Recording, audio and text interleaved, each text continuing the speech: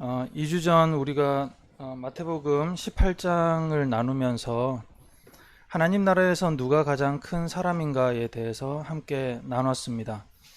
오늘 이제 23장에서는 주님께서 다시 하나님 나라에서 누가 큰 사람인가에 대해서 잠깐 언급을 하지만 그 외의 나머지 모든 내용은 그와는 정반대되는 사람, 하나님께서 가장 인정하지 않는 사람, 또 하나님께서 가장 혐오하는 사람에 대해서 얘기합니다. 그것은 바로 위선적인 사람이죠.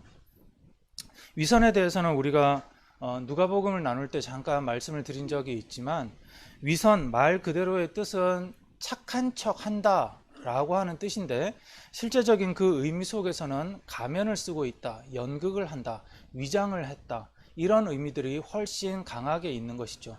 단순히 어떤 의에 대한 부분뿐만 아니라 모든 삶 자체가 완전히 위장되어 있을 뿐만 아니라 본인 스스로도 위장되어 있다는 것을 알지 못하는 상태가 이런 위선적인 사람인 것입니다. 오늘 마태복음 23장 13절에서 36절까지에서는 주님께서 위선자들에게 7가지 저주의 선언을 하십니다. 그런데 이 저주의 선언의 형태는 보면 구약 성경에서 예언자들이, 선지자들이 하나님의 말씀을 듣지 않는 그 민족에 대해서 선언을 했던 그 형태와 굉장히 유사한 형태입니다. 오늘 이 7개의 선언은 크게 4가지의 내용으로 묶을 수가 있는데, 오늘 우리가 읽었던 이 내용은 크게 2개씩 해서 3개로 묶을 수가 있고, 그러니까 13절에서 15절, 그리고 16절에서 24절, 25절에서 28절까지 여기는 2개씩 선언으로 묶어서 총 3개의 내용으로 나오고, 마지막 7번째 선언이 이제 그 다음에 29절부터 해서 하나가 되어 나옵니다. 저는 개인적으로 생각을 할 때 이 7개의 선언, 특별히 이제 성경에서 보면 의도적으로 성경 기자들이 7개씩 묶거나 10개씩 묶을 때가 있어요. 이거는 완전을 의미하는 것이죠. 그래서 이 사람들에게는 하나님께서 완전한 저주의 선언을 하시는 그런 의미로 볼 수도 있겠습니다. 이 첫 번째 선언에서 위선자들은 본인뿐만 아니라 다른 사람들도 하나님 나라에 들어가지 못하게 한다. 이 위선자들은 하나님 나라에 들어가지 못한다라고 하는 선언이고요. 2번째 선언에서 이들은 잘못된 맹세를 하고 있고, 3번째에서는 내면이 위선과 불법으로 가득 차 있다. 그리고 마지막 선언에서 자신들은 조상들보다 나은 척하지만 그러나 똑같이 하나님께서 보내신 자들을 십자가에 못 박고 박해할 것이며 그 책임이 이 세대에게 돌아갈 것이라고 선언을 합니다. 이 내용들에서 보면 그들이 가지고 있는 의외의 특징들을 몇 가지 발견할 수 있는데, 그것을 2가지만 보자면, 그 첫 번째는 바로 이들에게도 열심이 있다는 것입니다. 몇 번 말씀을 드렸지만 사실 우리가 바리새파에 대해서 어릴 때부터 너무 이 사람들은 그냥 못된 사람들이야, 그냥 형편없는 사람들이야 라고 이런 이야기들을 많이 들어서 저 같은 경우에도 좀 이 바리새파 사람들을 너무 우습게, 가볍게, 허접하게 여기는 그런 면들이 있습니다만, 실제로 이 사람들은 굉장히 열심히 사는 사람들이었습니다. 율법 연구도 굉장히 열심히 했고, 그들의 행동이나 여러 가지 부분에 있어서도 굉장히 열심히 있는 사람이었습니다.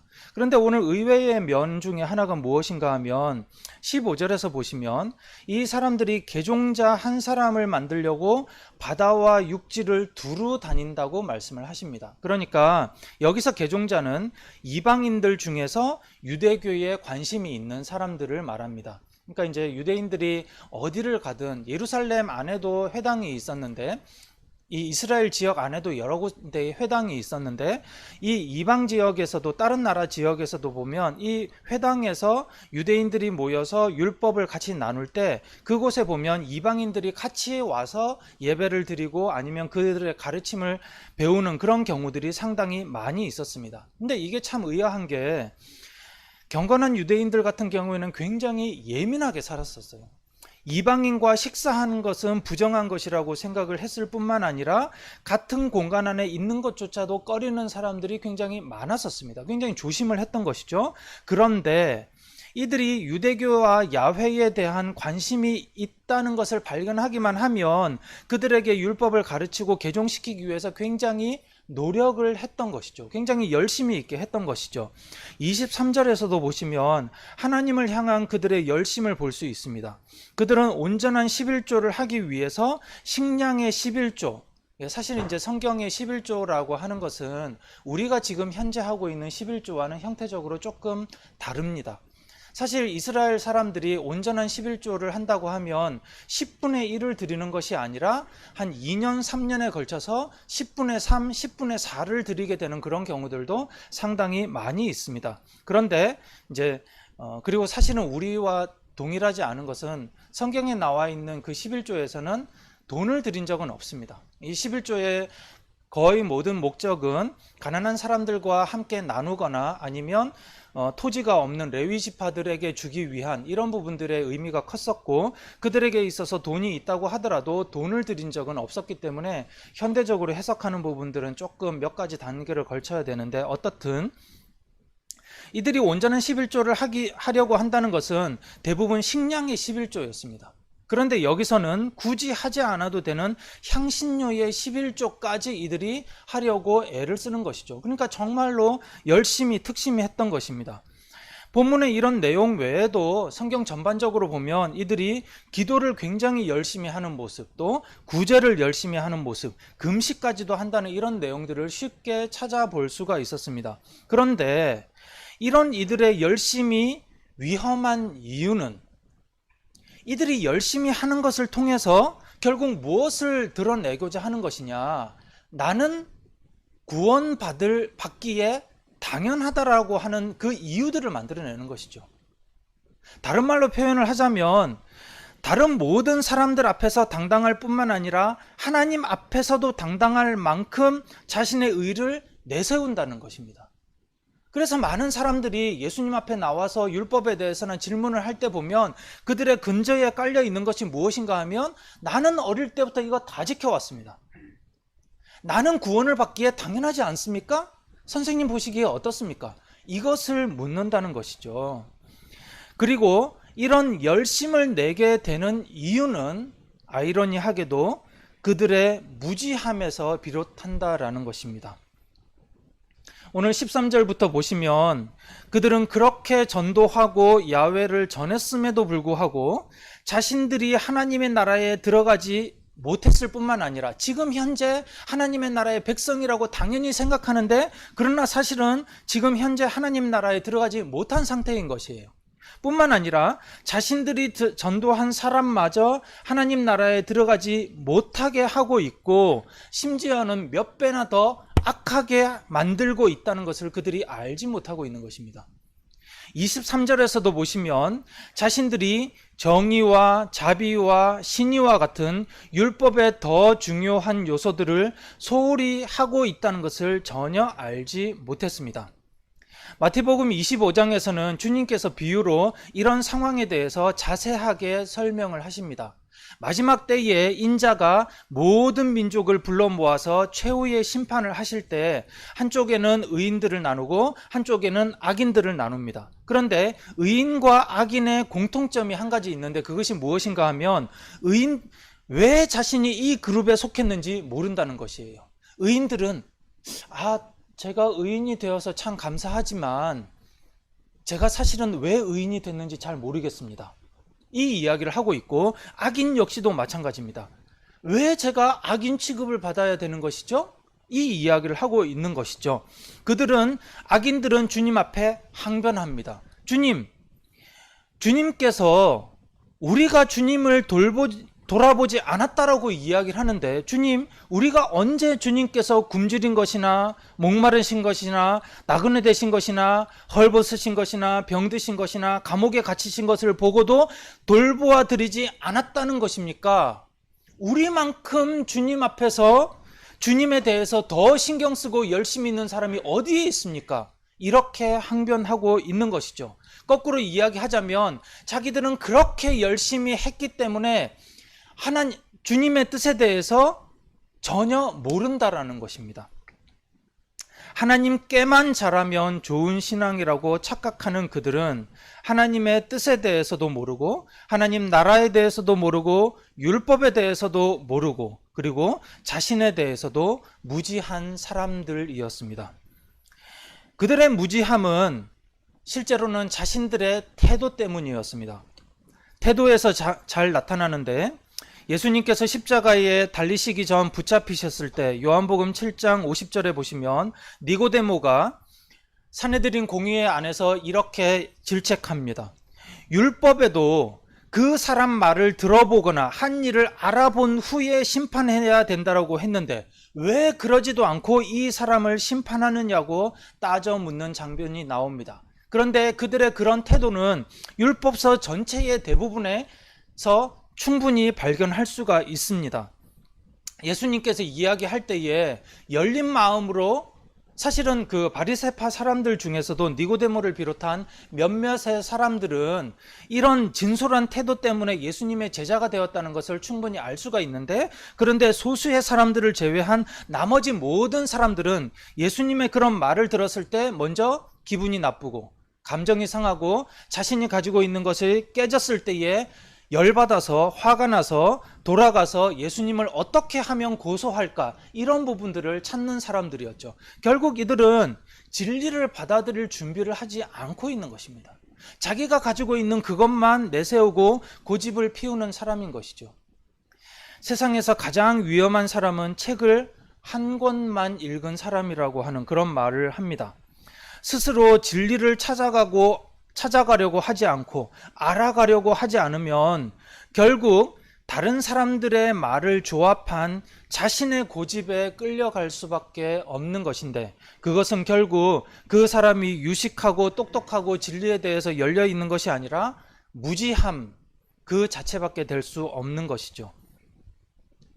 본문의 이런 내용들을 보면서 제가 이제 주중에 묵상을 하면서 주님께서 왜 이런 7가지의 내용들을 말씀을 하셨을까? 이 내용들에는 어떤 연관성이 있을까? 혼자서 생각을 하다가 제 개인적으로 볼 때 이 모든 선언들은 우리가 익히 생각하고 있는 4개의 관계성과 연결을 시킬 수 있을 것 같다라는 생각이 들었습니다. 우리가 그리스도인들이 기독교 세계관으로 바라볼 때 4개의 관계성을 이야기를 합니다. 하나님과의 관계, 이웃과의 관계, 또 자신과의 관계, 세상과의 관계, 하나님과의 관계, 공동체와의 관계, 또 세상과의 관계, 자신과의 관계, 이렇게 4가지를 우리가 이야기를 하는데, 모든 사람들은 이 4가지 영역에서 관계성을 가지고 있고, 특별히 그리스도인들은 이 4가지의 관계성이 하나님과의 관계성을 중심으로 해서 모든 부분들에 있어서 다른 관계성들이 재편된다라고 이것이 기독교인들의 그런 세계관인 것이죠. 그런데 이 부분들을 4개의 관계성들을 오늘 내용과 연결시킬 수 있을 것 같습니다. 첫 번째 선언에서는 위선자들과 세상과의 관계성을 볼 수가 있습니다. 그들은 세상 속에서 하나님을 전합니다. 세상 속에서 사람들에게 복음을 전하지만 실제로는 세상을 하나님 나라와 구원으로 이끌 능력이 없는 것이죠. 그것뿐만 아니라 하나님 나라의 문을 막는 장애물 역할을 이들이 하고 있습니다. 두 번째 선언에서는 이 위선자들과 하나님과의 관계를 볼 수가 있습니다. 첫 번째에서는 성전과의 맹세에서 볼 수가 있는데, 성전은 하나님의 임재를 상징하는 것입니다. 그런데 가장 중요한 맹세는 성전 제단이 아닌 제단 위에 금화라고 이야기를 하면서 사람들이 하나님과의 관계를 올바로 맺도록 하지 못하는 역할을, 사람들이 잘못된 곳에 집중하도록 하는 그런 가르침을 하고 있는 것이죠. 11조 부분에서는 더합니다. 11조 그 자체가 잘못된 것이 아니라 11조라는 형식에 정의와 자비와 믿음이라고 하는 그 본질의 내용을 담아내야 되는데, 그들에게 중요한 것은 어떤 마음으로 어떤 과정을 거쳐서 11조를 드리느냐 하는 것에 중요성을 두는 것이 아니라 11조를 제대로 했느냐 안 했느냐 하는 것에만 중요하게 여기고 있는 것이죠. 즉 하나님 앞에서 본질보다 비본질을 더 중요하게 여기고 있는 것입니다. 세 번째 선언에서는 자기 자신과의 관계성을 말합니다. 위선자들이 집중을 하는 것은 자기의 마음이나 자기의 중심이 아니라 겉으로 보이는 부분입니다. 모래먼지 많은 중동 지역에서 외출을 하고 난 후에 집에 돌아와서는 손과 발을 닦고 그러면서 장로들의 그런 전통을 지키는, 그것에 대해서는 굉장히 까다로운 사람이지만 그러나 자신을 깨끗하게 할 생각은 하지 못하는 것이죠. 사람들 앞에 나가서, 많은 사람들 앞에 나가서 길거리에서 기도를 하고 또 많은 사람들 앞에 나가서 화려하게 보이고, 이런 부분에는 신경 쓸지언정 어떻게 하면 자기의 내면을 깨끗하게 할 것인가, 어떻게 하면 경건하게 할 것인가, 또 어떻게 하면 진실되게 할 것인가, 이런 부분에 대해서는 신경 쓰지 않은 채 어떻게 사람들 앞에 경건하게 보일 것인가, 어떻게 사람들 앞에 의롭게 보일 것인가, 어떻게 사람들 앞에 부유하게 보일 것인가. 그래서 주님은 그들에게 화려하게 보이는 것만 신경 쓰다 보니 신경을 쓰면 쓸수록 자신의 속은 더 부패해 가서 썩어서 냄새나는 그 무덤에, 우리는 이렇게 무덤을 봉분으로 이렇게 만들잖아요. 땅에 묻어서 매장하는 형태로 만들지만 이 유대에서는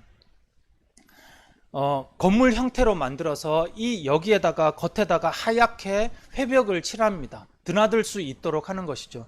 예수님께서 죽으셨을 때도 그 안으로 문 앞에 가로막혀 있는 그 바위를 치우고 그 안으로 들어갈 수 있는 그런 형태인 것입니다. 그런데 이들의 모습이 마치 무덤과 같은 것이죠. 썩어서 냄새나는 그 무덤에 하얗게 석회칠을 하고 있는 그런 것이, 살아서 돌아다니는 썩어서 냄새나는 그 시체와 같은 것이 그들의 모습인데, 스스로 자신의 냄새나는 그런 모습에 대해서는 발견하지 못하고 오직 겉에만 화려하게 치장을 한다는 것이 바로 자신들의 모습인 것입니다. 마지막 네 번째 선언에서는 공동체와의 관계성을 어느 정도 엿볼 수 있을 것 같습니다. 자신들의 조상은 하나님께서 보내신 예언자와 지혜자를 죽이고 박해했는데 자신들은 그 시대에 태어났어도 그러지 않을 것이라고 말을 합니다.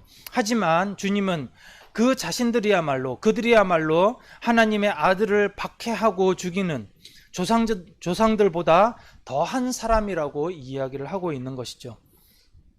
이 네 가지 영역에서의 모습들을 본다면 하나님과의 관계에서나 세상과의 관계에서, 공동체와 또 자신과의 관계에서, 모든 것에서 아무것도 할 수 없는 모든 영역에서의 전적인 무능력, 완전한 무능력을 발견할 수 있습니다.